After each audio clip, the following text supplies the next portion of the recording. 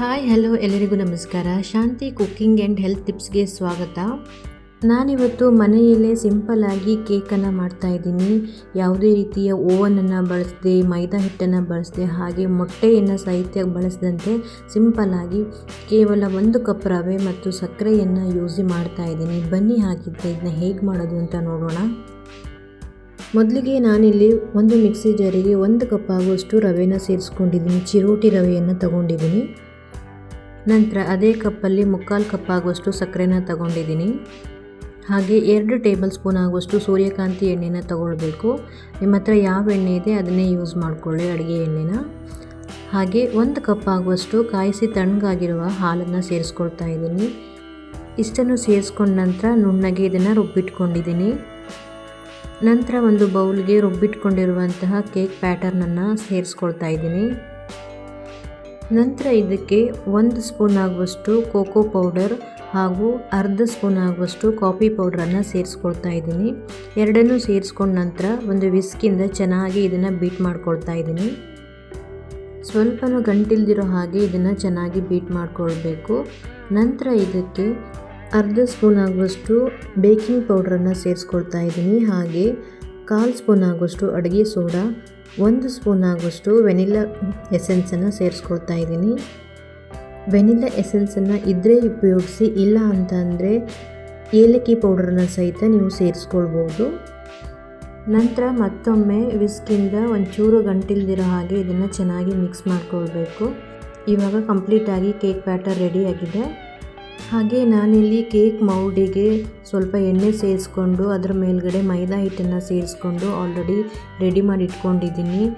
ನಿಮ್ಮ ಹತ್ರ baking paper ಇತ್ತು ಅಂತಂದರೆ ಅದನ್ನೇ ಯೂಸ್ ಮಾಡಿ. ನನ್ನ ಹತ್ರ ಬೇಕಿಂಗ್ ಪೇಪರ್ ಇರಲಿಲ್ಲ, ಅದಕ್ಕೋಸ್ಕರ ಮೈದಾ ಹಿಟ್ಟನ್ನು ಆ್ಯಡ್ ಮಾಡಿ ಇಟ್ಕೊಂಡಿದ್ದೀನಿ. ನಂತರ ಇದಕ್ಕೆ ಮಾಡಿಟ್ಕೊಂಡಿರುವಂಥ ಕೇಕ್ ಪ್ಯಾಟರ್ನನ್ನು ಸೇರಿಸ್ಕೊಳ್ತಾ ಇದ್ದೀನಿ ನಿಧಾನಕ್ಕೆ. ಸೇರಿಸ್ಕೊಂಡ ನಂತರ ಒಮ್ಮೆ ನಿಧಾನಕ್ಕೆ ಟ್ಯಾಪ್ ಮಾಡ್ಕೊಳ್ಳಿ. ಹಾಗೆ ಗ್ಯಾಸ್ ಮೇಲೆ ಒಂದು ಕಡಾಯಿನ ಇಟ್ಟು, ಕಡಾಯಿ ಮೇಲೆ ಈ ಥರ ಸ್ಟ್ಯಾಂಡನ್ನು ಇಟ್ಕೊಂಡು 10 ನಿಮಿಷ ಮೊದಲೇ ನಾನು ಪ್ರೀ ಹೀಟ್ ಮಾಡಿ ಇಟ್ಕೊಂಡಿದ್ದೀನಿ. ಇವಾಗ ಕೇಕ್ ಮೋಲ್ಡನ್ನು ಅದರ ಮೇಲೆ ಇಟ್ಬಿಟ್ಟು ಒಂದು ಪ್ಲೇಟನ್ನು ಮುಚ್ಚಿ ಸುಮಾರು ಒಂದು ಅರ್ಧ ಗಂಟೆ ನಾವು ಇದನ್ನು ಕೇಕನ್ನು ಬೇಯಿಸ್ಕೊಳ್ಬೇಕಾಗತ್ತೆ. ಹಾಗೆ ಗ್ಯಾಸನ್ನು ಮೀಡಿಯಮ್ ಫ್ಲೇಮಲ್ಲಿ ಇಟ್ಟು ಬೇಯಿಸ್ಕೊಳ್ಬೇಕು. ಅರ್ಧ ಗಂಟೆ ಆದಮೇಲೆ ನಾನು ಇದನ್ನು ಓಪನ್ ಮಾಡ್ತಾ ಇದ್ದೀನಿ. ಒಂದು ಚಾಕುವಿನಿಂದ ಇದು ಬೆಂದಿದೆಯೋ ಇಲ್ಲ ಅಂತ ಹೇಳಿ ಒಂದು ಸಲ ಚೆಕ್ ಮಾಡ್ಕೊಳ್ತಾ ಇದ್ದೀನಿ. ಹೀಗೆ ಚೆಕ್ ಮಾಡ್ಕೊಳ್ಳಿ.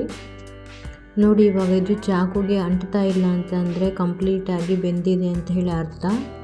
ನಂತರ ಪೂರ್ತಿಯಾಗಿ ತಣ್ಣಗಾದ ಮೇಲೆ ನಾನು ಇದನ್ನು ಒಂದು ಪ್ಲೇಟಲ್ಲಿ ಎತ್ತಿಟ್ಕೊಂಡಿದ್ದೀನಿ. ಹಾಗೆ ನೀಟಾಗಿ ಸೈಡಲ್ಲೆಲ್ಲ ಬಿಡಿಸ್ಕೊಳ್ತಾ ಇದ್ದೀನಿ ಚಾಕುವಿನಿಂದ. ನಂತರ ಒಂದು ಪ್ಲೇಟನ್ನು ಮುಚ್ಚಿ ಹೀಗೆ ತಿರುವು ಹಾಕ್ಕೊಳ್ತಾ ಇದ್ದೀನಿ. ನೋಡಿ ಕೇಕ್ ಎಷ್ಟು ಚೆನ್ನಾಗಿ ಬಂದಿದೆ ಅಂತ ಹೇಳಿ. ನೋಡಿ, ಇವಾಗ ಕೇಕ್ ರೆಡಿಯಾಗಿದೆ. ನಾನು ಇದಕ್ಕೆ ಇವಾಗ ಡೆಕೋರೇಷನ್ಗೋಸ್ಕರ ಹಾಗೆ ಟೇಸ್ಟ್ ಕೂಡ ಚೆನ್ನಾಗಿರುತ್ತೆ ಅಂತ ಹೇಳಿ ಇದರ ಮೇಲ್ಗಡೆ ಪೋರ್ಷನನ್ನು ನಾನು ಕಟ್ ಮಾಡಿ ತೆಗೆದು ಸೈಡಲ್ಲಿ ಎತ್ತಿಟ್ಕೊಳ್ತಾ ಇದ್ದೀನಿ. ನಂತರ ಇವಾಗ ಕರೆಕ್ಟಾಗಿ ಮಧ್ಯಭಾಗನ ಕಟ್ ಮಾಡ್ಕೊಳ್ತಾ ಇದ್ದೀನಿ. ಕಟ್ ಮಾಡಿದ ನಂತರ ಮೇಲ್ಗಡೆ ಪೋರ್ಷನನ್ನು ಸೈಡಲ್ಲಿ ಎತ್ಬಿಟ್ಟು ಇವಾಗ ಇದರ ಮೇಲ್ಗಡೆ ನಾನು ಮನೆಯಲ್ಲಿ ಡೈರಿ ಮಿಲ್ಕ್ ಇತ್ತು, ಅದನ್ನು ಮೆಲ್ಟ್ ಮಾಡಿಬಿಟ್ಟು ಮೇಲ್ಗಡೆ ಈ ರೀತಿಯಾಗಿ ಅಪ್ಲೈ ಮಾಡ್ಕೊಳ್ತಾ ಇದ್ದೀನಿ. ಇದು ಆಪ್ಷನಲ್, ನಿಮಗೆ ಬೇಕಿತ್ತು ಅಂದರೆ ಮಾಡಿ, ಇಲ್ಲ ಅಂತಂದರೆ ಸ್ಕಿಪ್ ಮಾಡಿ. ಹಾಗೆ ಅದೇ ರೀತಿ ಮೇಲ್ಭಾಗದಲ್ಲೂ ಕೂಡ ಕರಗಿಸಿ ಇಟ್ಕೊಂಡಿರುವಂತಹ ಡೈರಿ ಮಿಲ್ಕನ್ನು ಸೇರಿಸ್ಕೊಳ್ತಾ ಇದ್ದೀನಿ. ಎಲ್ಲ ಕಡೆ ನೀಟಾಗಿ ಸ್ಪ್ರೆಡ್ ಮಾಡಿಕೊಳ್ಬೇಕು. ನೋಡಿ, ಇವಾಗ ಡೈರಿ ಮಿಲ್ಕನ್ನು ಎಲ್ಲ ಕಡೆ ಅಪ್ಲೈ ಮಾಡಾಗಿದೆ. ಇವಾಗ ಇದಕ್ಕೆ ನಾನು ಮೇಲ್ಗಡೆ ಡೆಕೋರೇಷನ್ಗೋಸ್ಕರ ಕಟ್ ಮಾಡಿದ ಡ್ರೈ ಫ್ರೂಟ್ಸ್ ಮತ್ತು ಟೂಟಿ ಫ್ರೂಟಿಯನ್ನು ಸೇರಿಸ್ಕೊಳ್ತಾ ಇದ್ದೀನಿ. ನೋಡಿದ್ರಲ್ವಾ, ಮನೆಯಲ್ಲಿನೇ ಏನಾದರೂ ಬರ್ತ್ಡೇ ಸೆಲೆಬ್ರೇಷನ್ ಇತ್ತು ಅಂದರೆ ಎಷ್ಟು ಸಿಂಪಲ್ಲಾಗಿ ನಾವು ಕೇಕ್ ಮನೆಯಲ್ಲಿನೇ ರೆಡಿ ಮಾಡ್ಕೊಳ್ಬೋದು ಅಂತ ಹೇಳಿ. ಹಾಗೆ ಯಾವುದೇ ರೀತಿಯ ಮೈದಾ ಅಥವಾ ಎಗ್ಗು ಅಥವಾ ಓವನನ್ನು ಬಳಸದೆ ಸಿಂಪಲ್ಲಾಗಿ ನಾವು ಮನೆಯಲ್ಲಿನೇ ಈ ಕೇಕನ್ನು ಮಾಡ್ಕೊಳ್ಬೋದು. ಕೇಕ್ ಅಂತೂ ತುಂಬಾ ಸಾಫ್ಟಾಗಿ ಮತ್ತು ಟೇಸ್ಟಿಯಾಗಿ ಇತ್ತು. ವೆಜಿಟೇರಿಯನ್ಗಳನ್ನು ಕೂಡ ಮೊಟ್ಟೆಯನ್ನು ಬಳಸದೆ ತುಂಬಾ ಸಾಫ್ಟಾಗಿ ಈ ಕೇಕನ್ನು ಮಾಡ್ಕೊಳ್ಬೋದು. ನೋಡಿದ್ರಲ್ವಾ ಎಷ್ಟು ಸಿಂಪಲ್ಲಾಗಿ ಕೇಕನ್ನು ಮಾಡ್ಕೊಳ್ಬೋದು ಅಂತ ಹೇಳಿ. ನಾನು ಮಾಡಿರೋ ಈ ರೆಸಿಪಿ ವಿಡಿಯೋ ನಿಮಗೆ ಇಷ್ಟ ಆದರೆ ಈ ವಿಡಿಯೋನ ನಿಮ್ಮ ಫ್ಯಾಮಿಲಿ ಆ್ಯಂಡ್ ಫ್ರೆಂಡ್ಸ್ಗೂ ಶೇರ್ ಮಾಡಿ. ಹಾಗೆ ಯಾರೆಲ್ಲ ಈ ವಿಡಿಯೋ ನೋಡ್ತಾ ಇದ್ದೀರಾ ಪ್ಲೀಸ್ ಲೈಕ್ ಆ್ಯಂಡ್ ಸಬ್ಸ್ಕ್ರೈಬ್ ಮಾಡಿ ಆ್ಯಂಡ್ ಸಪೋರ್ಟ್ ಮಾಡಿ. ಬಾಯ್, ಹ್ಯಾಪಿ ಕುಕ್ಕಿಂಗ್.